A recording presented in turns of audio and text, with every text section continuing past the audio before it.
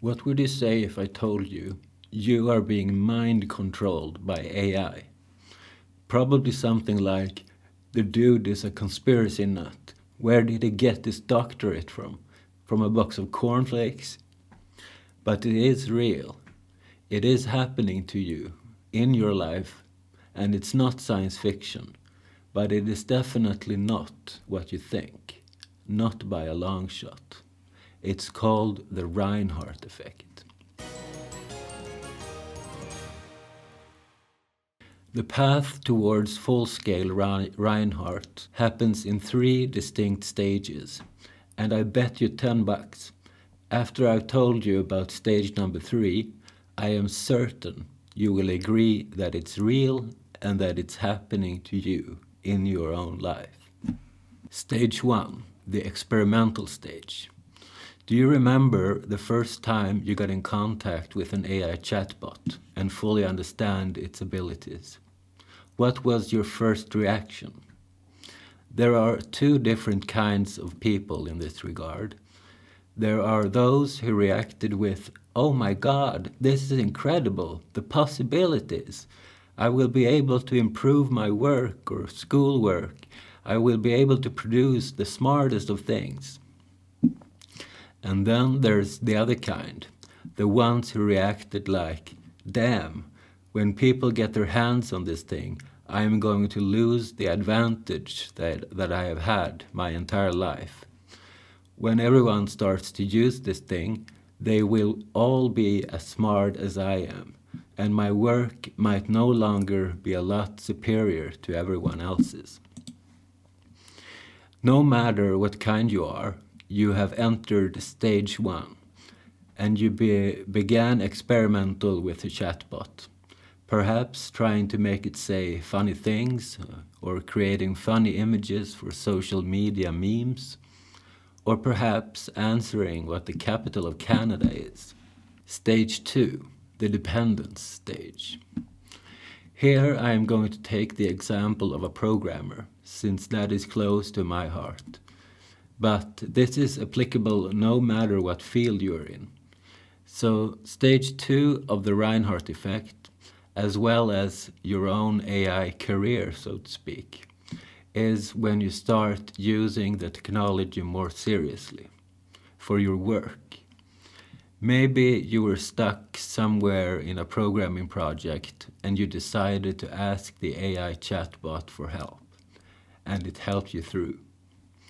Perhaps at this stage you got your first epiphany that maybe this technology is not good for you.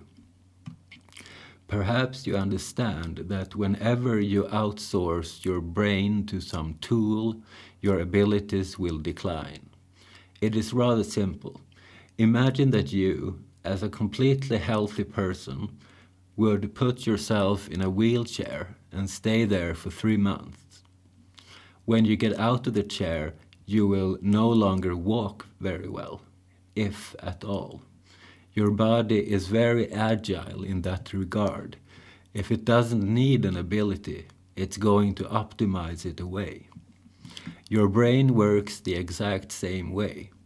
Every teacher knows this very well if they worked when MS Word added instant spell checking to its program. The downward effect on the students' ability to spell on their own was incredible. They could no longer spell, and it set very fast, in a matter of weeks.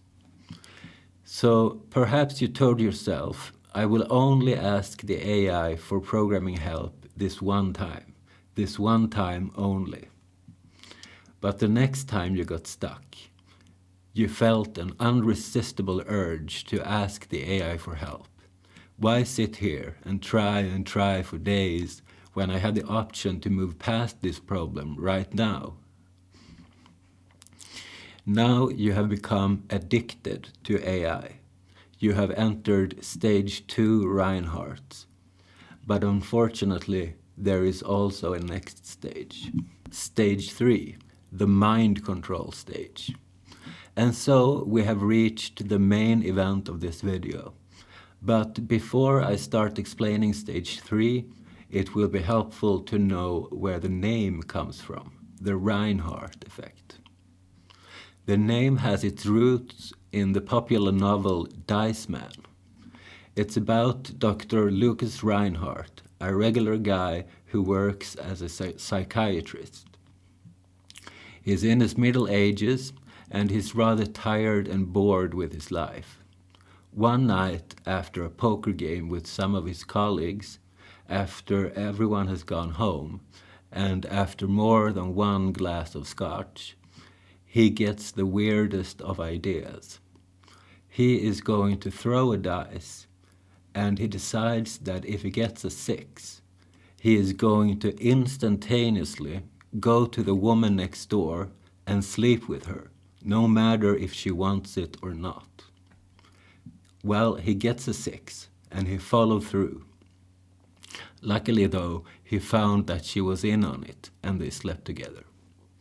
He started throwing the dice in other occasions, letting it decide different things for him. The dice had a peculiar power over him, and he started to outsource more and more of his life decisions to it.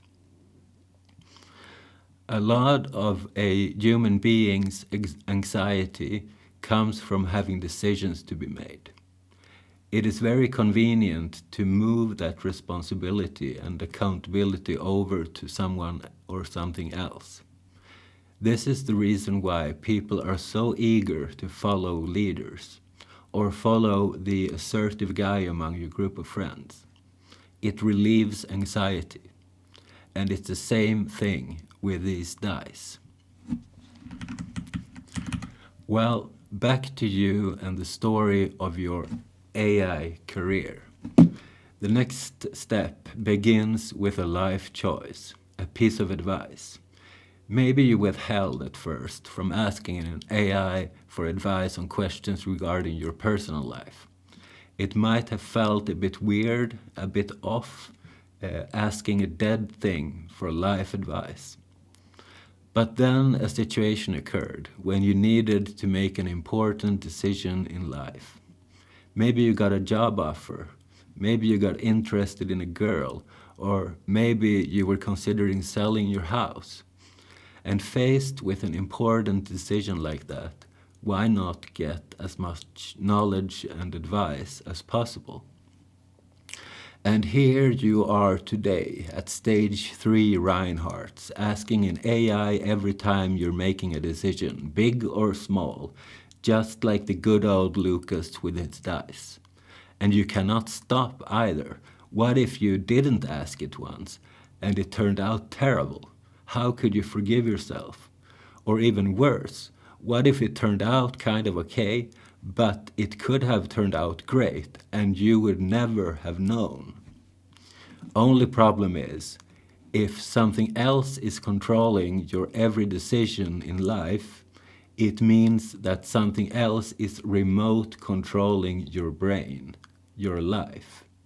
You are being mind controlled by AI. I really hope you liked this episode. Please like and subscribe, and thank you for watching. Thanks for today.